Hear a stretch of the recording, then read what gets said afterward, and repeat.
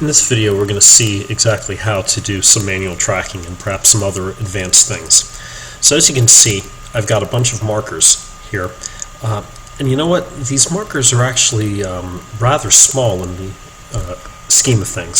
So for example, if I go like that, go one frame ahead, you'll see that they're small, and in fact they're very close together here at the shoulder and here at the elbow. So if we were to advance through, you'll actually see this marker almost completely disappears by the end of it. So we know for a fact that we're probably not going to be able to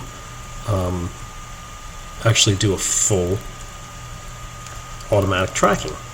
So let's, for clarity, again, all this maximum radius is going to do, if you're using the modern method, that is this boundary fit for centroiding your markers, is it's going to sort of determine what size those are drawn once the auto tracking begins. So I'm going to take that down to about 3 and set that to 2. I set it a little bit lower just so there's no error thrown, just in case.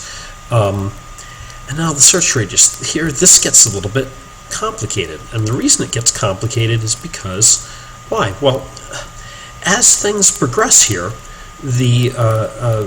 this wrist is going to be moving much faster than the shoulder. So really, there need to be different search radii. So in theory, you might want to track one marker at a time, but this does not always work for you. So let's make sure those are together. Okay, so the other thing you might want to check here is the threshold. So as things start going a little bit faster, I'm going to go maybe to about there, you might find that here it comes, you might find that the threshold actually changes. The faster something moves, the dimmer it becomes, because less light is reflected per unit time. So let's drop that threshold down. You see now that wrist marker has appeared suddenly. Remember, when we were up here, it didn't show up that much. So this wrist marker appears, so we can drop it down a bit more. Maybe even a little bit more. You can already tell this marker that there's basically no chance that we're going to see it. So we're going to go with that. And without getting too complicated in this video, I'm going to show you what happens. There are ways that if you have some patience, you can go through this and very cleverly auto-track.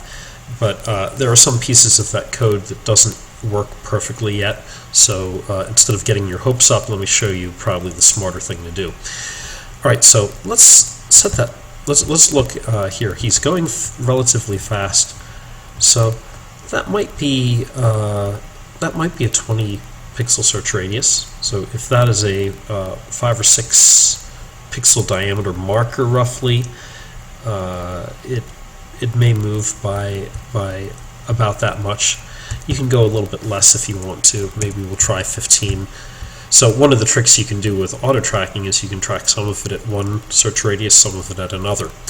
There's a thought that we need to have advanced settings on adding markers, and that each marker should get its own threshold and search radius. And that would actually be eminently doable. It'd be very easy to do, and then it would probably make tracking a whole lot easier. We could also try to do that automatically, but that's neither here nor there. So let's go back to frame 255. We've got our threshold set. I'm going to start auto tracking and watch. It's going to crash and fail very shortly. So it started doing it. Look at that drift. Okay. It says it completed, but gosh, really? Did it really complete? Let's go back here. So the wrist it actually stayed with, but gosh, look at the elbow. We've got the electron process. It's right in the middle of that. These other ones here, look. If you look carefully, the orange marker, the lateral shoulder marker, which roughly corresponds to the joint center, is right on top of the red one, which is the front shoulder. So those guys basically, from this frame forward, immediately got confused. And you can see the green marker, which is the shoulder joint center, or the elbow joint center, is these guys are merging. So clearly we've got to have some better way to do this. So What that means is we basically have to use manual tracking.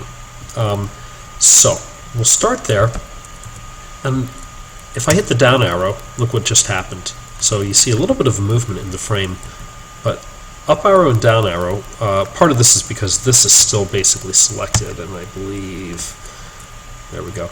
If you actually are not, if you're not over top of the image with your mouse and you're not, you haven't clicked on the scrubber, then your up arrow and down arrow will move the selection of what marker you want to track at any given time. The right and left arrow will then still advance or move the frame back. So okay, here we are, we're at the very top of it. Let's take it up to shoulder front, and we're going to just track that one through. And we have a pretty good idea of where it is.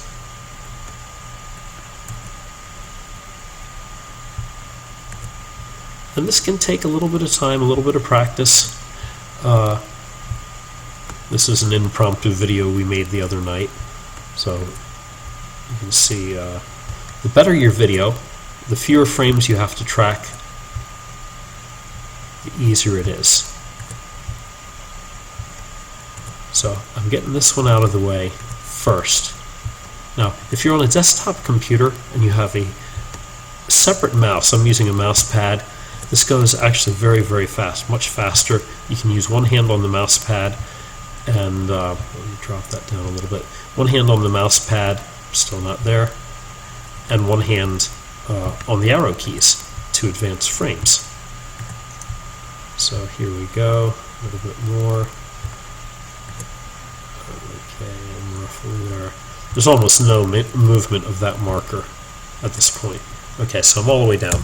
Hit the down arrow, let's do the shoulder center, which is the shoulder lat marker. Oh, that wasn't very good. So clearly the more careful you are with this sort of thing, the easier, not the easier, the careful it generally doesn't mean easy. The more careful you are, the better your results are going to be here.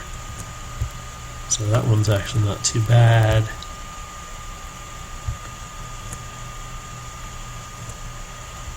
So look at them merge. Look at that.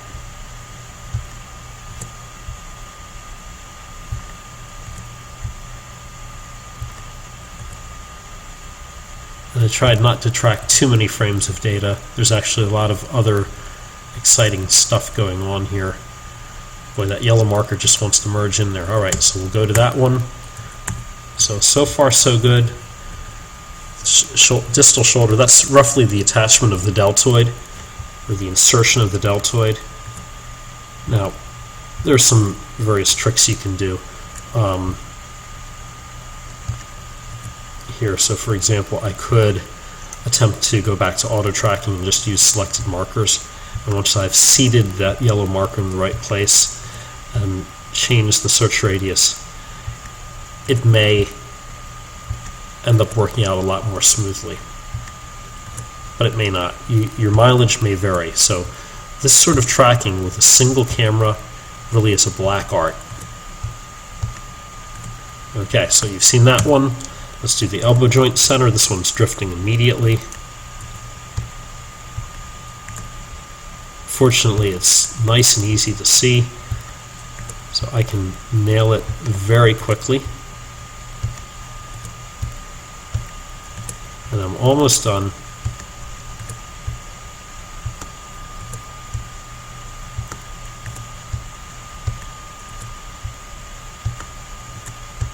Getting there. I'm doing this so you can see it. Here I am. I'm the author of the code, so with a single hand on a laptop and a mouse pad and arrow keys, this is about how fast you should expect to do your manual tracking. Okay, down arrow one more time, electronon process, that's where the triceps insert. So we start okay, and we're already getting drift now.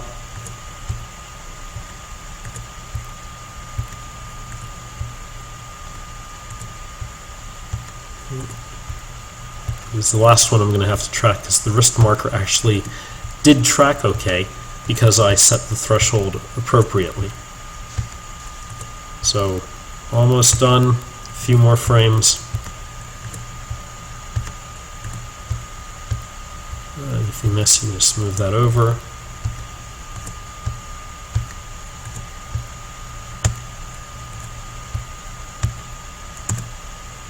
One more, or two more frames, one, right, and two. Okay, so now we're all done.